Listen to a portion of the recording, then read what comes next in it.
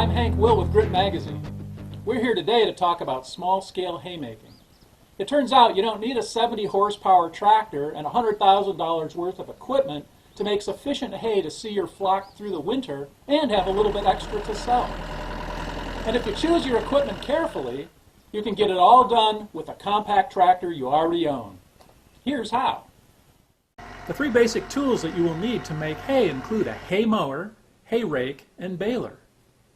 In my case, I chose a compact drum mower that's suited to tractors with a minimum of 35 horsepower at the PTO. My mower cleanly cuts a swath that's almost 6 feet wide. I've used it on a 30 PTO horsepower tractor and with the roughly 50 PTO horsepower tractor shown here.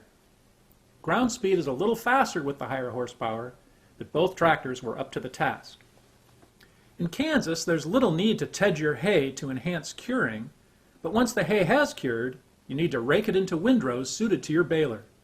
Since I'm using a 1994 vintage 4-foot by 5-foot round baler, I need to make my windrows as close to 4 feet wide as possible for best efficiency. My rake is a small single-rotor PTO-powered rake that requires merely 15 horsepower at the PTO to be effective. I could get the raking accomplished much faster with a wider multi-rotor rake, but you use what you have available. Once the hay has been raked into windrows that suit your baler's throat, you are ready to put up the crop. After many years of running antique small square balers behind small tractors, I succumbed to the draw of a large round bale as a labor-saving device. These balers come in all sizes, but for the weight of the bale and baler combination, the 4-foot by 5-foot model with its 35 PTO horsepower requirement works great with my compact tractors. Although there's a bit of a trick to getting a good bale started with an older round baler, once you get the hang of it, you can go all day with minimal problem. Once baled, you will want to mount spears on your tractor to move the hay around.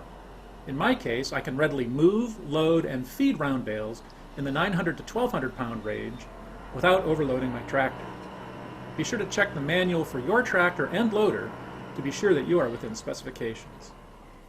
As always, when working with machinery, be sure to follow the manufacturer's recommendations for safe operation and take it slow, even when you see that thunderstorm developing on the horizon. A little spoiled hay is a small price to pay for 10 fingers, 2 hands, and your life.